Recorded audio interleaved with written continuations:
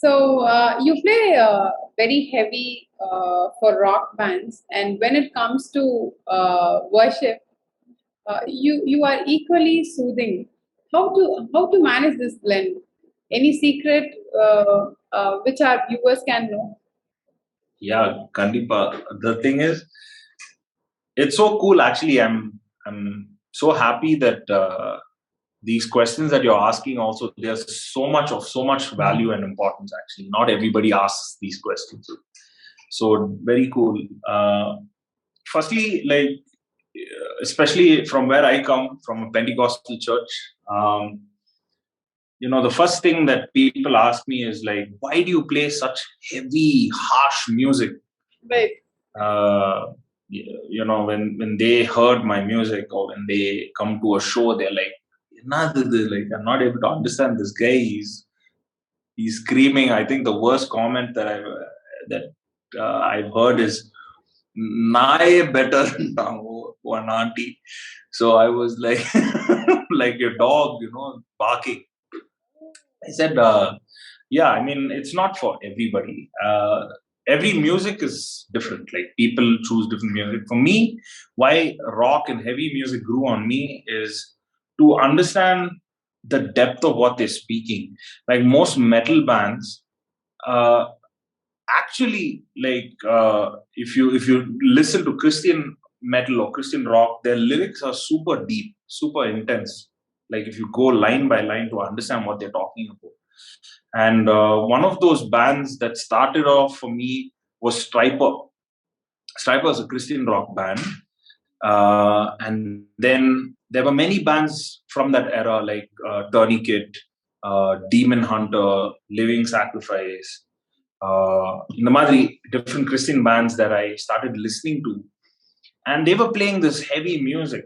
And because for a layman, without the knowledge of that, on the heavy music they think it's devilish music, or it's wrong. Correct. Could be. I'm not denying it, because uh, who what music is, right? Like, it's a very powerful tool. So depending on what intent you do it with, can give glory to yourself or to God. And most of the times, if it's self, it's obliged to the pleasures of the world, or to a worldly aspect. So again, like, music in any form, in any genre, not subject to that, uh, when given due to glory, glory given due to God through music, can be good music. And it's not subject to any genre or style in particular. So when I heard this music, actually I was going through a tough phase in life. I'll be honest. Like, everybody has this, right? Like, when we're young or old, it doesn't matter. There's no age for struggles or thought, or most of the times pain and struggle comes from mind. It's not really a physical or a manner of act where you find pain.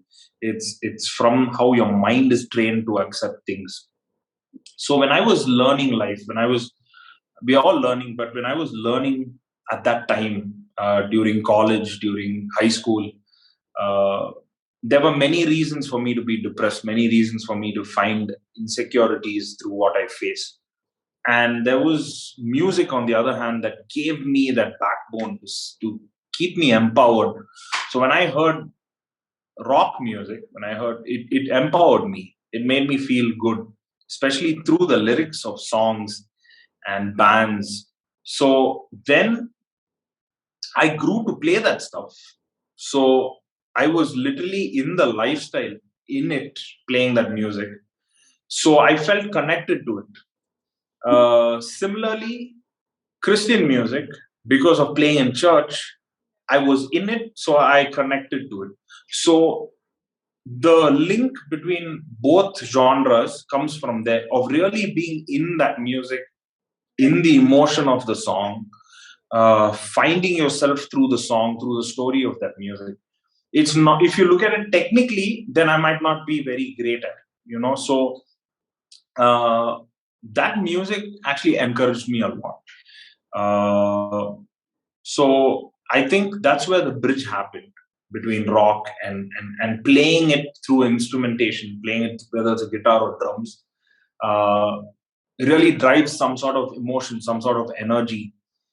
Even the way you hit the cymbals or the way you play a drum roll, uh, in both styles of music. So that's how I find myself at least connecting to both styles of music. I don't look at it from a technical aspect. I look at it from mentally really being in the music.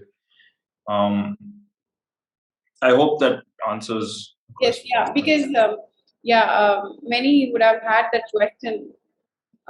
Yeah, how you are blending that. So I think your answer has clarified that question. Thanks. Thank you. Thank you, Sharon. Yeah. So, from the beginning, Nanda, we are talking about drumming now. So, can you tell us about your drum kit and the spec you prefer in your drum kits? Sure. Actually, I'm very boring that way. I don't have a very extraordinary setup. Although my kit that I own is a 9-piece kit. It's got like different sizes of toms, and uh, I have 2 snare drums, 2 kick drums. But I'm not very particular about that because, again, it's where I come from. In church, this is all I had: 1 kick, 3 toms, snare, 2 cymbals, hi hat. So adle vastu, I'm used to that. So if they give me, if I'm at a show and if the organizers could help me avail a bigger kit, I would take it. If not, I would go with whatever was there. So I've never been too hell bent on wanting only that. When I play my commercial shows, when I'm playing with my bands, I do mention what I want. But my setup, my specs have just been a basic 5-piece kit. Most of the times, most of the gospel stuff that I play, uh, most of the shows live also, I stick to a 5-piece kit. But again, like I don't have a limit or a boundary in my head. If I can play 5-piece, I'd like to play a 12-piece. So it depends on whatever is available and however we can. Yeah. Nice to know. Okay, for the last 2 years, the music industry is kind of going through difficult time. So, I mean, many gigs have stopped. The venue has closed. As a musician, how did it affect you? Uh, to be very honest, um we tend to get into pockets of depression because of as musicians we wonder what's next. Yeah, like no shows, we haven't played shows. I played a show, I think last Friday, um, at a corporate event, and that was my show. That was my first show after uh, I think 16 or 17 months. So I was happy that I at least got to play. But that was with live gigs, with shows. But then, if you're asking me how did it affect me, it really did not affect me. It made me think, what's next? How do I keep this going? Like, should I be worried about it, or should I come up with a plan? These were the thoughts that were running in my head. But again, God was really faithful. Apart from drumming, as you know, I also produce music. So there were some ongoing projects in with gospel music, and I also produce independent music for artists, singer-songwriters. I enjoy doing that a lot. I really in production, to be honest, that's one thing I enjoy the most. Like helping other people like me create music, and being of some help there. So that kept me going. And yeah, even now we are in that question: what's next? Will we go under another lockdown? Because we can't plan. But one of the things I used this time to the most was to write my own music. I've actually been writing from 2014, but I have too many demos just sitting at home. So I've been slowly trying to narrow it down to see, probably, hopefully, in the future, to put out some of my own songs. I have a bunch of Christian songs that I've written exclusively as gospel contemporary Christian music. And I also have some Christian, I wouldn't say Christian, I would say positive based uh, rock songs that I've written. So I don't know when I'll be putting it out, but I spent a lot of time during that lockdown sitting and working at home. So yeah, that was how my 2 years have been going.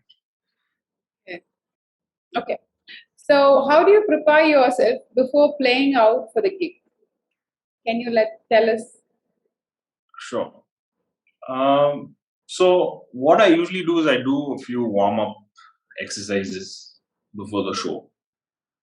I like to listen to music to just calm myself, not to be nervous, because that's always the case before you're going on stage.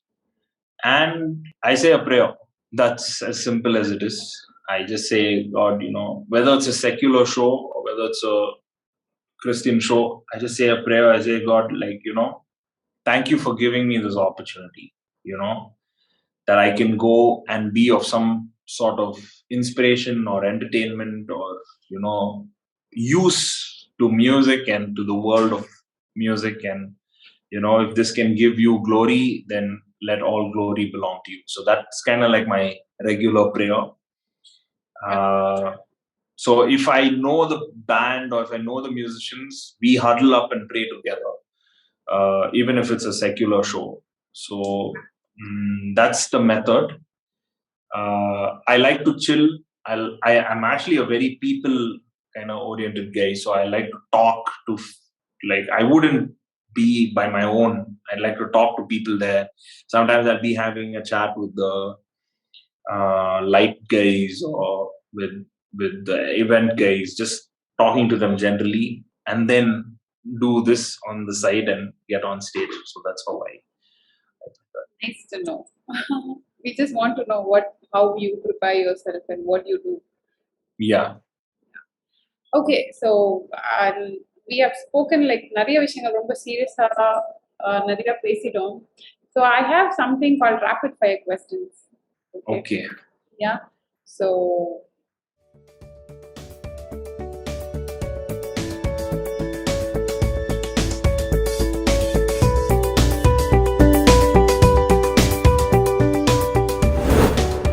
what is your favorite color? Black. Black. Is it even a color? I'm so sorry. Is Black. Black, okay. Okay. What is your favorite food? Come again, sorry. What is your favorite food? Oh my God, that's a tough one. Seriously tough one. Indian food, you're asking? You tell me both. Indian solunga. Okay, I like biryani. That's first food, on the list. But I like Chinese cuisine also. I like Chinese. Yeah. Super. What is your favorite hangout place? I'm sorry, I lost you there. What is your favorite hangout place? Hangout place, tea shop, tea stall. Yeah. Yeah, roadside tea stall. Anywhere. இல்ல ஸ்பெசிபிக்கா ஏதாவது சொன்னீங்கன்னா சரி பெங்களூர்ல இருந்தீங்கன்னா உங்களுடைய supporters யாருன்னா இந்த விதத்துல அட்டான்றீங்களா? அட்டா, where is my atta? In Bangalore, there's actually, it depends. To be honest, if there's a tea stall, I'll be there with my friends. That's how it is. Very okay, fine. Yeah. Okay, what is your favorite song? Maybe in recent times or like all-time favorite? Song, is it?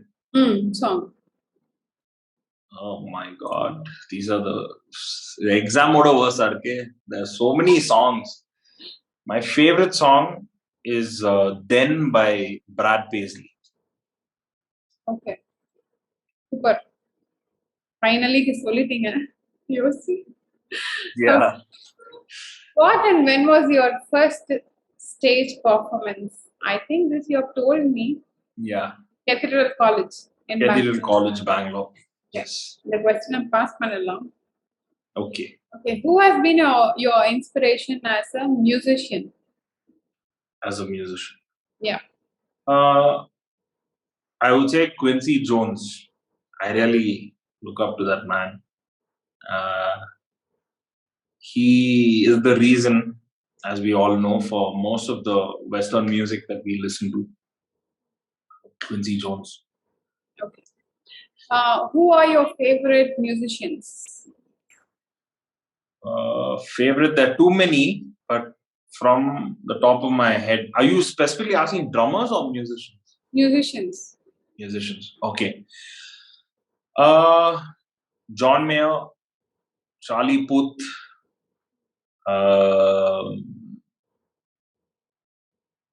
and so many are there. How many do I get? 3? Three. Three. Okay. If it's 3, then I would actually say John Mayer, Brad Paisley, and one last one. Very difficult questions. Very difficult.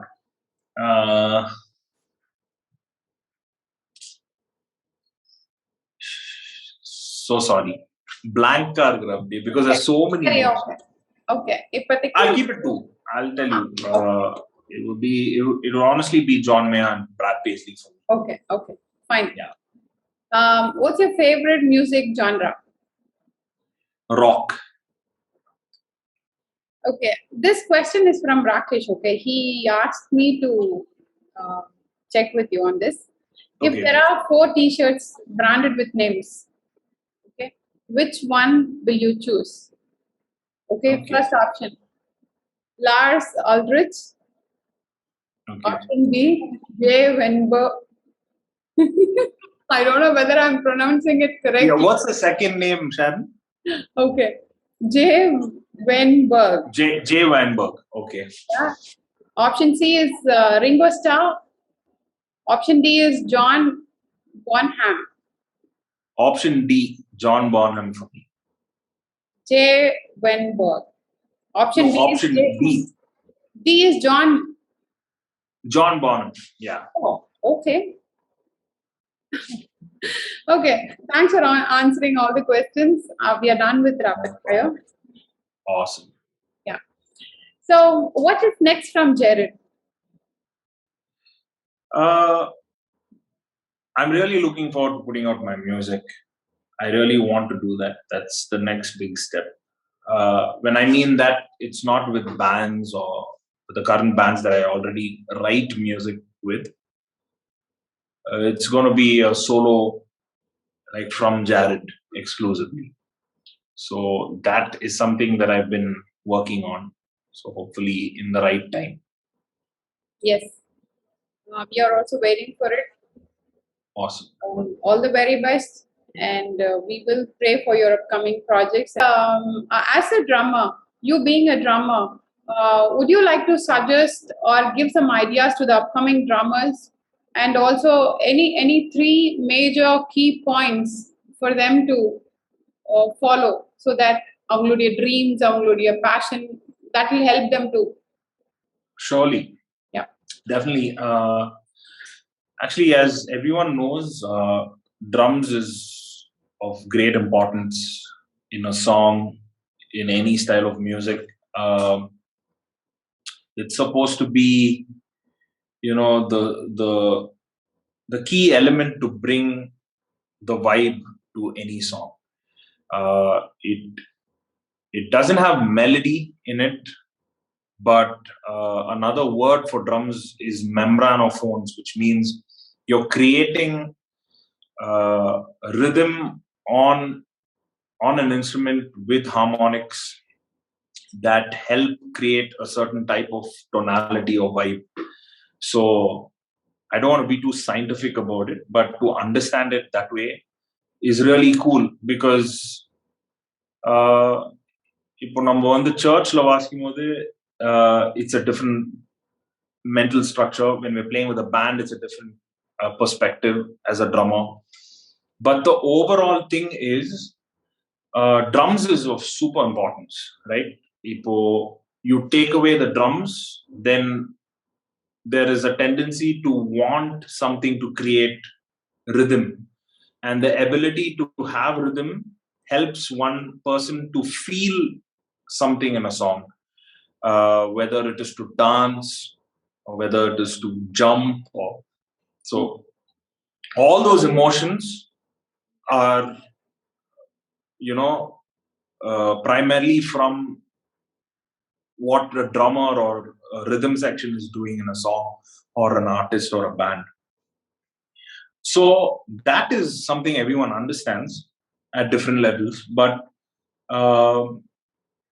what I understood later on, probably 5 years into my professional drumming career, is the drums can be very noisy. It's also the most noisiest instrument.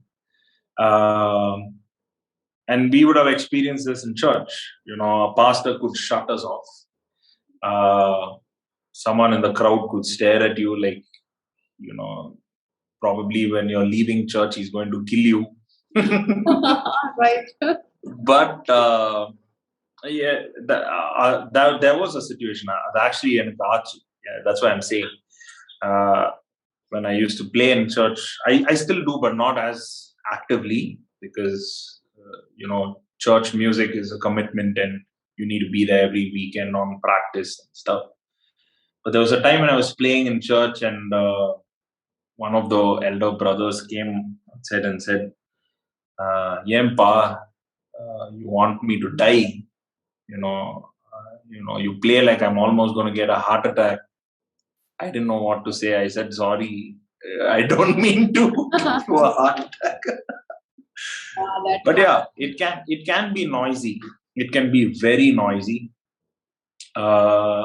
So how do we understand all of this? Like, how does a drummer play importance and is key to something called music and different styles of music, but at the same time understand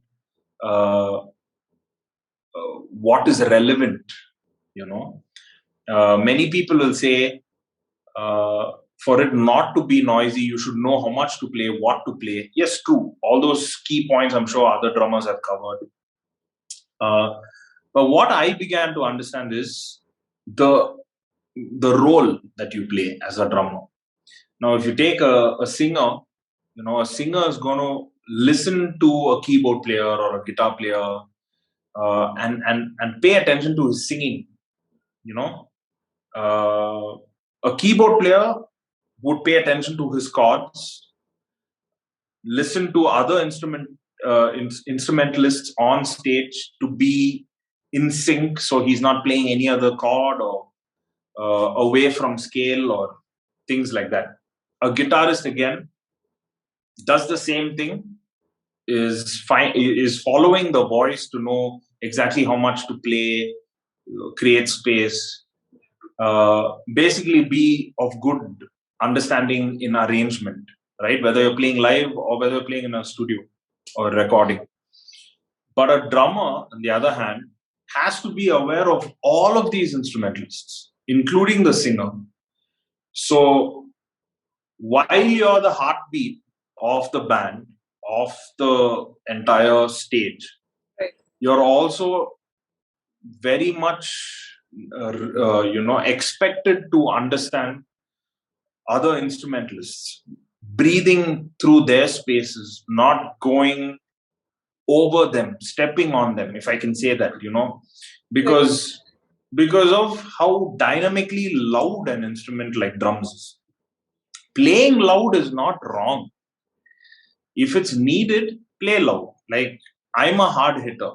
Most musicians who have played with me will know. I really play hard, and for me, the understanding in playing hard again comes from creating tonality, not really raging with the drum kit and trying to break things. Because playing hard again is a technique, and I learned that over the time of practice, because I knew there was a time when I was playing hard and I was breaking sticks. Now that possibly can happen, also because if the stick is worn out or if it's a bad quality stick, but that does not happen all the time. You can still play hard and not break sticks, which has happened to me. Off late, I actually noticed that I've saved up on a lot of money not buying too many sticks. Thankfully, I'm also endorsed by a stick company. They send me sticks, but I'm just saying, like, even while playing hard, it never breaks. So adapting to a technique, why do you need to play hard? There's a certain amount of tonality that comes out of a drum by the way you hit it, uh, depending on the kind of velocity that you're playing with. It creates tone. So there is a sense of being a, musicians will use the term a solid drummer, playing hard, playing nice and firm, with good sense of time. All that is there. But what you play and how you play it between all of these other instrumentalists is what makes you a smarter drummer. And as drummers, we need to pay attention to that. I'm still working on all of those things, because that's an inevitable thing. You can never say this is where I find it. You'll keep learning new things. Naliki, you might learn a new drum roll. How are you going to incorporate it? Like I said, drummers find new things out of YouTube, or they watch a video, or they see some other drummer do it, and they'll come and try to incorporate that in their playing in a song or a live show or at church. But the thing is, you're not thinking of the other musicians. You're not thinking of the singer. Will that affect him singing? Just because I know the fill, should I play it? Now I learned it, so should I play it? On the thought process, that perspective is very important.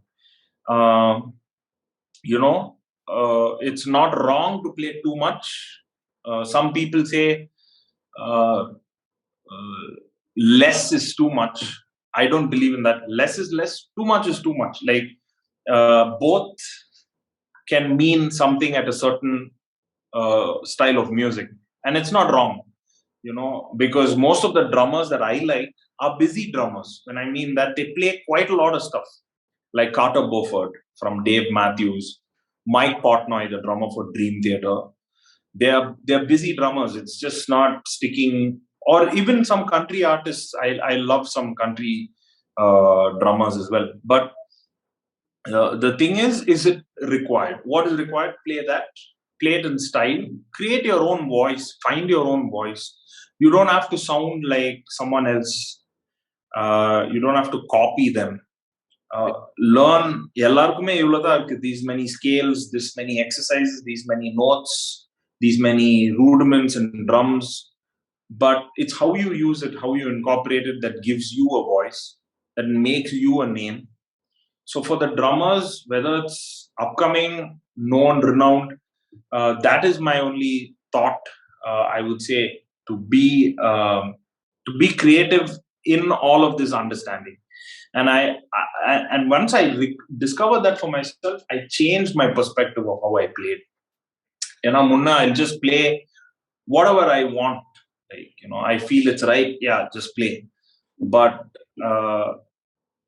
it wouldn't sound up to the mark. It wouldn't be of the standard that experienced musicians would consider it good playing. I'm sorry about that. There was a message. So yeah, that is my thought process that I'd like to share for drummers.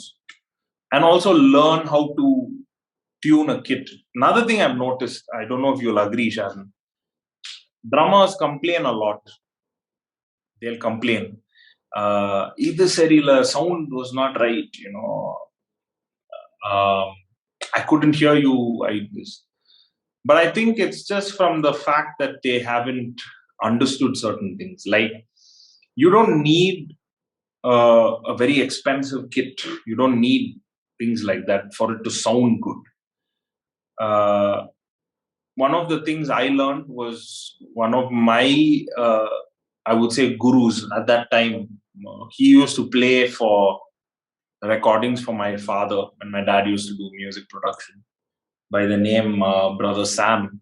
He's still around. But he's not as active.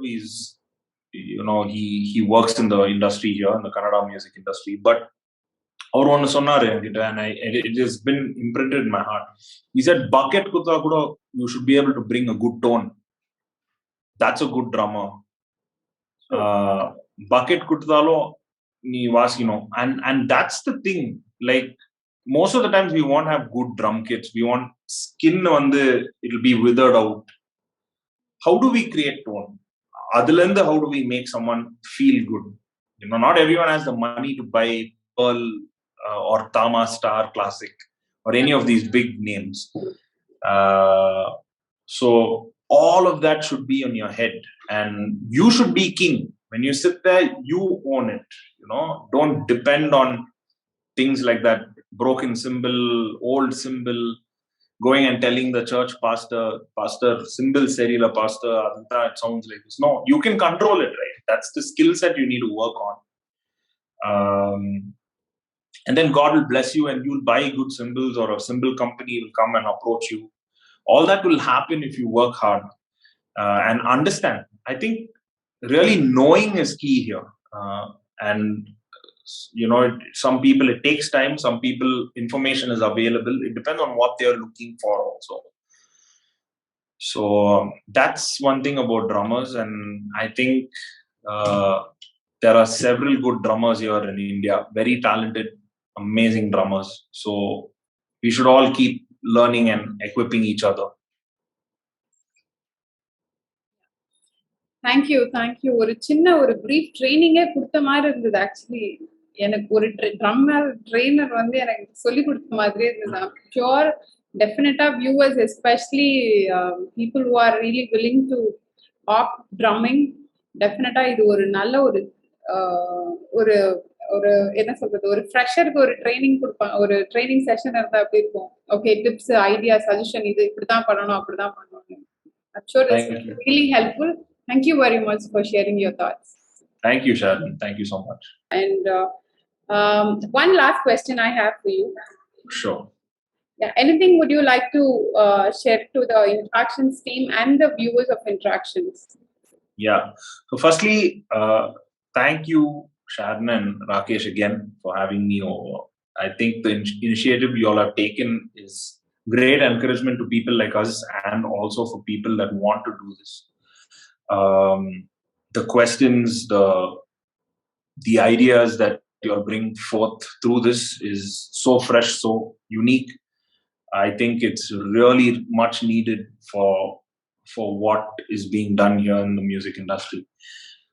Second, the people that are watching, if you all are trying to pursue music, if you all are trying to do this full time, or if you all feel like God has called you all for that, I'll tell you the two main things that stuck with me was, one, prayer and practice, and the second one, just keep working hard. Never quit, never turn back, never regret, because you're basing this desire on the one that gave you the desire. So God knows when and how and where to put you guys through. The quest is alive. We all are in search of that. I will never say that I feel achieved, I've done this, or this is good. The appreciations that I've had from musicians, from friends, from fans, from people globally have only been a boost to what I'm doing.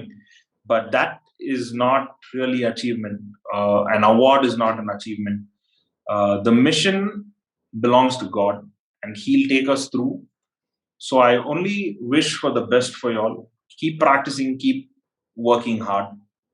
Always know one thing that really constantly kept me inspired is, when you fail, it's the birth, it's the mother of success, So failure is good. Trying, failing, if that doesn't happen, then there is no excitement in this journey. it's always good to know that there is more to learn. Stay humble, stay grounded, work hard, and God will do the rest. Thank you for sharing your thoughts, Jared. Jared, thank you very much for taking time and joining us. And viewers, thank you for your support and love. We'll meet you soon with another guest. Till then, may God protect you and cover you under His wings. Thank you.